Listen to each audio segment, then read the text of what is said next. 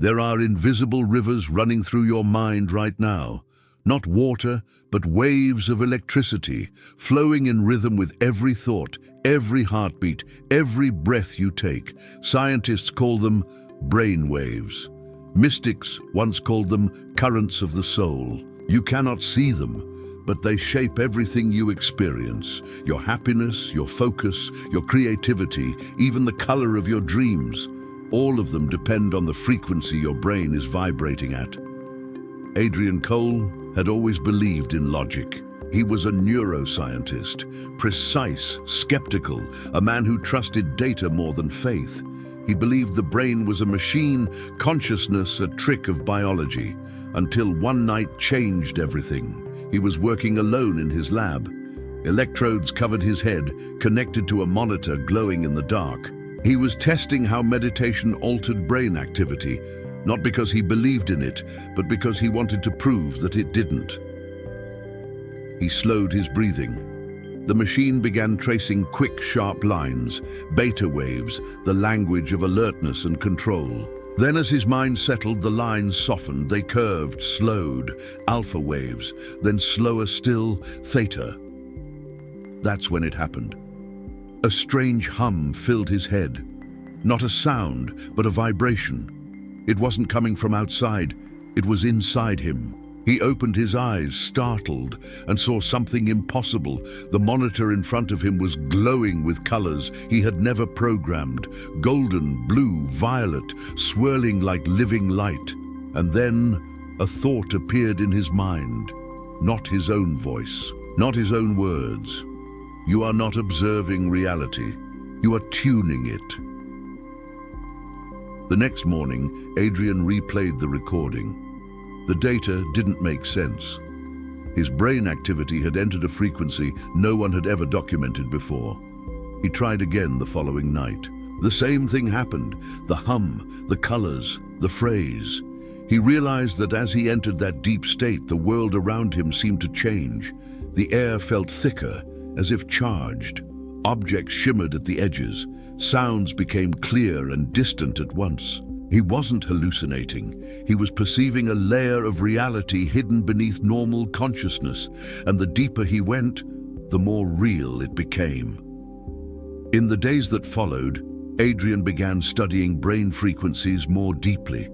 He learned that there were 5 primary states of brain activity: beta, alpha, theta, delta, and gamma, but what he found between them was far more mysterious. Beta, the fast rhythm of everyday thought, created focus but also stress. Alpha, the rhythm of calm alertness, opened creativity. Theta, the twilight between waking and sleep, unlocked imagination and intuition. Delta, deep and slow, brought physical healing and subconscious restoration. Gamma, the rarest, was the rhythm of unity, moments of enlightenment and genius. But his data suggested there were other hidden frequencies between them, frequencies that didn't belong to any known state of consciousness. He called them bridges. They were the gaps where thought and reality overlapped, moments when the mind could project, not just perceive. Adrian started noticing strange coincidences. When he thought of someone, they called. When he felt calm, the world seemed softer. When he was angry, things around him broke. He began to suspect something wild, that his brain wasn't reacting to the world, it was influencing it. He remembered the phrase that had appeared during his meditation: "You are tuning reality." Was it possible that his brain was a transmitter, not just a receiver? Could thoughts, literal electrical frequencies, shape the physical world? He looked up the oldest spiritual texts he could find. Ancient monks spoke of vibrations of the mind.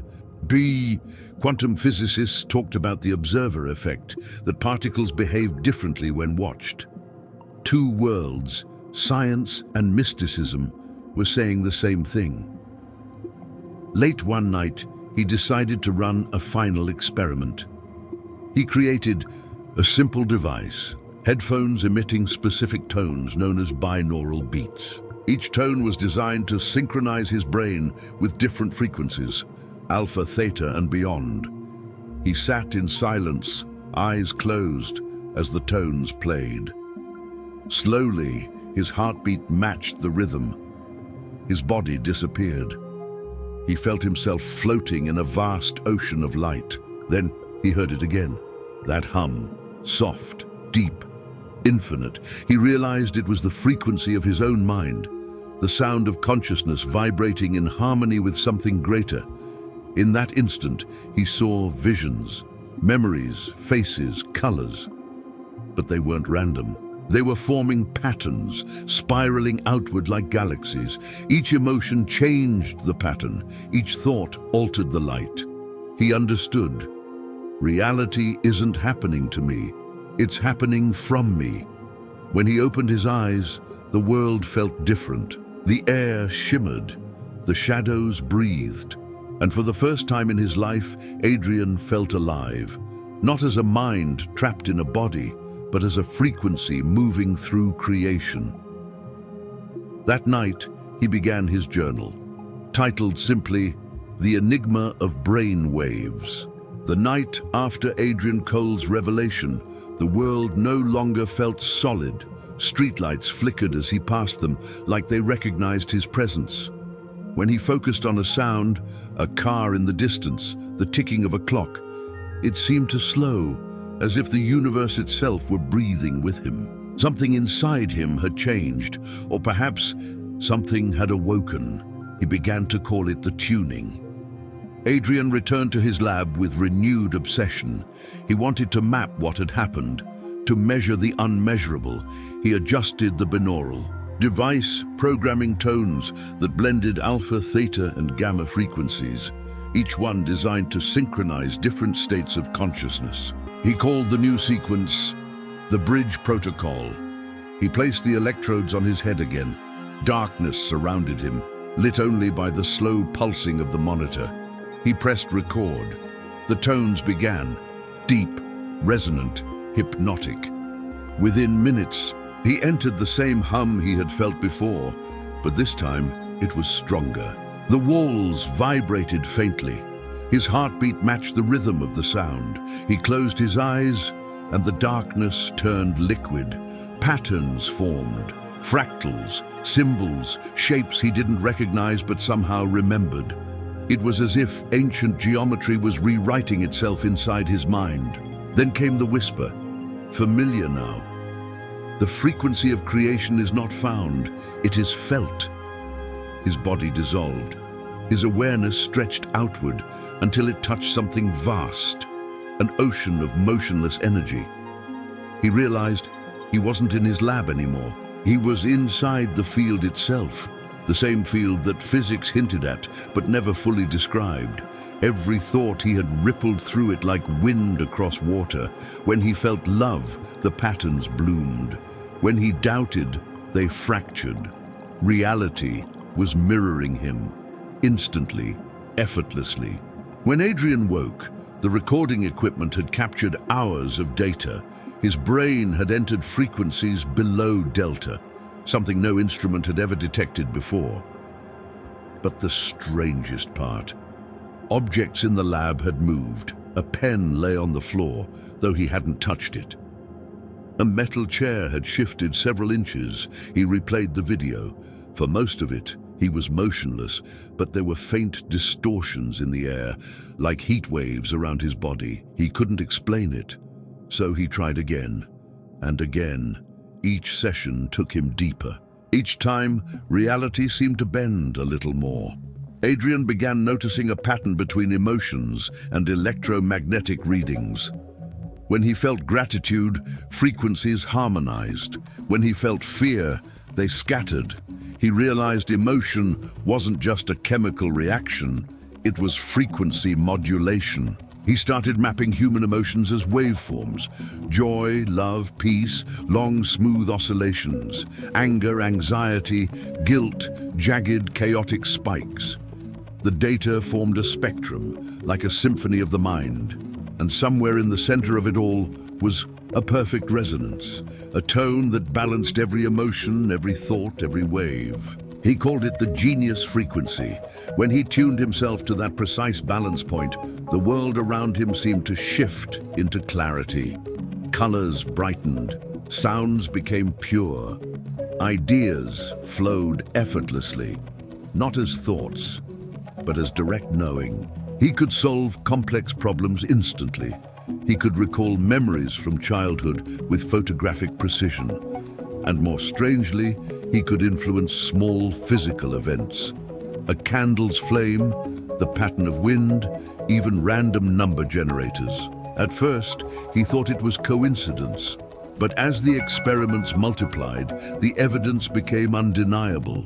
Adrian began to understand that his mind wasn't in his head. It was part of something far greater. A network of frequencies connecting all consciousness. He wrote in his journal, "If thought is vibration, and vibration interacts with matter, then reality is not external. It's participatory.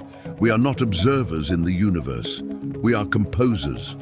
To test this, he invited a group of volunteers, students, artists, even skeptics, and trained them to reach the same frequencies through sound and breath. When synchronized, something extraordinary happened. In the silence between the tones, everyone felt it. The hum, the pulse, the sense that time had slowed to a single heartbeat shared by many. When they opened their eyes, they all described the same vision, a field of light connecting everything, every thought, every cell, every star. No one spoke for several minutes. They simply knew. The data recorded during that session defied physics, synchronized brainwaves across multiple individuals, separated by meters, yet resonating as one. Over the following weeks, Adrian developed what he called the frequency equation, a model connecting brainwave patterns with electromagnetic resonance and emotional coherence. But beneath the numbers was something deeper, a truth that could not be measured. He realized that ancient mystics had been describing this for millennia. Mantras, chants, prayers, all tools to tune the brain to the frequency of creation. What science called binaural synchronization, they called alignment with the divine. The bridge between them wasn't faith or logic. It was frequency. Adrian had become the proof that consciousness could shape reality. But power comes with consequence. The more Adrian tuned into those frequencies, the thinner the veil between inner and outer worlds became. Dreams spilled into waking life. He began to see patterns that wouldn't stop. Sacred geometry floating in the air, voices humming in harmonic intervals. He wasn't hallucinating. He was perceiving too much. One night during a deep session, he heard a final message, the clearest of all. Creation responds to coherence, but chaos listens too. Then silence. The equipment shut off on its own. When he woke, the data from that night was gone, erased, as if overwritten by an unknown signal. Only one file remained, a single audio tone. Pure, constant, perfect. He called it the genius wave. And as he listened, he realized it wasn't just a sound. It was an invitation, a key to align human consciousness with the creative field itself. He wrote one final note before closing his journal for the night. This frequency is not mine to keep. It belongs to everyone ready to remember what they truly are. Months passed since Adrian Cole first recorded the genius wave, but the silence of his lab had changed. It was no longer the quiet of isolation. It was the silence that exists before a storm. He had tested the tone countless times. Every session brought clarity, peace, and something else, a feeling of expansion, as if his consciousness was stretching beyond the edges of his own skin. He knew this frequency was no longer just an experiment. It was a doorway. Adrian released the genius wave anonymously. He uploaded it to a small online forum under the title, "A Sound That Calms the Mind and Opens the Soul." No one knew its origin. No marketing, no claims, just a link and a single sentence in the description. Listen with closed eyes. Let your thoughts dissolve. At first, only a handful of people noticed. Musicians, meditators, insomniacs. But within days, something unexpected began to happen. Users reported vivid dreams, flashes of intuition, waves of emotion they couldn't explain. One woman said she felt her chronic pain vanish. Another claimed she saw colors while listening, shapes that danced behind her, eyelids. And then the stories multiplied. A man in Japan described a sudden moment of inspiration that led him to paint for the first time in 20 years. A teacher in Brazil said her students became calmer after she played the sound before class. A scientist in Germany reported instruments reacting to frequencies beyond their designed range, as if the sound itself was rewriting their limits. Adrian watched quietly as the world began to tune. Weeks turned into months. Millions had now listened to the genius wave. It spread like a melody, whispered across continents, through meditation apps, sleep playlists, anonymous shares on dark web forums. No one knew where it came from, but everyone who heard it described the same thing, a sense of remembering, not learning something new, remembering something ancient. A feeling that the boundaries between self and world were softening. Hospitals began noticing unusual recoveries among patients who listened daily. Musicians started hearing harmonics within harmonics, new sounds that weren't part of the original tone. Satellite sensors even recorded subtle electromagnetic fluctuations in areas where the track went viral. Something invisible was synchronizing humanity. Adrian tried to stay detached, scientific. But one evening, while reviewing new data, he noticed something impossible. The pattern of electromagnetic resonance across the planet matched the structure of human brainwaves. Not metaphorically, literally, Earth's magnetic field was mirroring human consciousness. He realized the implications. When enough minds entered coherence, they formed a planetary-scale resonance, a field of thought that could shape collective reality. The observer effect wasn't just quantum physics anymore.